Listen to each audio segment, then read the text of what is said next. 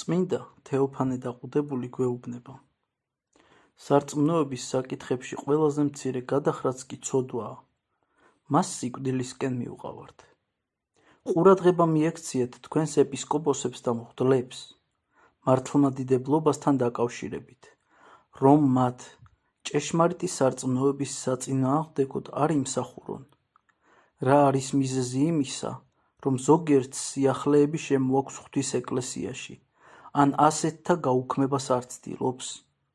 უმეცრება და ამპარტავნება უძლურს ხდის ადამიანებს, რომ ეკლესიის გარდამოცემის აზრი და მნიშვნელობა გაიგონ და გაითავისონ.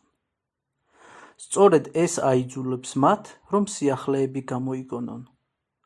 ინტერპრეტირდნენ, ყოველგვარ ერთობას არ უნდა უფრთხილდებოდეთ. წყეულია ერთობა, რომელიც ღვთისაგან გაგვაშორებს. სარწმუნოების საკითხებში ყველაზე მცირე გადახრაც კი ცოდვაა. მას სიკვდილისაკენ მივყავართ. და გარდამოცემის ყველაზე მცირე უგულებელყოფაც კი სარწმუნოების დოგმატების სრულ დავიწყებამდე მიგვიყვანს. როცა საკითხი ჭეშმარიტ სარწმუნოებისა და ჩვენი ეკლესიის გარდამოცემის დაცვას ეხება, მაშინ ყველაზე მდაბალი, წყნარი და მშვიდობის მოყვარე ადამიანიც უნდა აღდგეს მის დასაცავად. ერიდეთ სიახლეებს სარწმუნოებისა და ღვთისმსახურების საქმეში და უფრთხილდით სრულ წინასწარმეტყველებს, რომლებიც ცხვრის ტყავში არიან გახვეულნი, შიგნით კი მტაცებელი მგლები არიან. ერიდეთ მათაც, ვისაც კეთილმოსურნეობის ნიღაბქვეშ თქვენი გარყვნა სურს. ძმანო, მტკიცედ ვდგეთ სარწმუნოების კლდეზე და ეკლესიის გარდამოცემაზე, რათა წმინდა მამათა წესებისა და აღთქმების გაუქმება ვერ გავბედოთ და თავის საქმეთა აღსრულების ნება არ მივცეთ სიახლეთა შემოღებისა ღვთის წმინდა სამოციქულო ეკლესიის დანგრევის გზის მავალთ.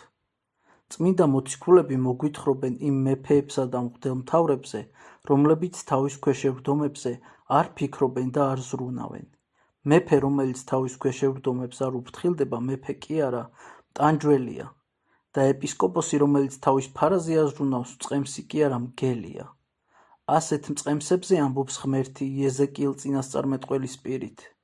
ვაიარს ისრაელის მწყემსებს, რომლებიც საკუთარ თავს მწყემსავენ, განაც სხვას არ უნდა მწყემსავდნენ მწყემსები?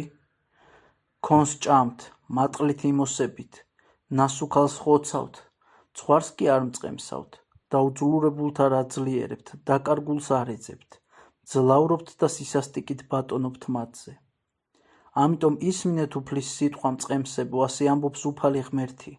აჰა, ისევ მწყემსებს მოვკითხავ ჩემს ცხვრებს და გადავაყენებ მათ ცხვრის მწყემსობიდან, რომ კვლავ აღარასოდეს მწყემსავდნენ მათ. ამისთვის მწყემსები და მასწავლებლები პირველ მიმდევრებს უნდა ემსგავსონ. სარწმუნოება უნდა განმარტონ და ურწმუნოება განდევნონ, მართლმადიდებელი საღვთო მეცნებებით განამტკიცონ. ბოროტმადიდებელნი საღვთო ისრებით დაცხრილონ, მწვალებლებზე მხილების მახვილი აღმართონ, მწუხარებაში მყოფთ ზურგი არ აქციონ, სული თვისი დადონ თავისი სამწყსოსათვის და სარწმუნოებისათვის, თავისი სისხლი დაღვარონ.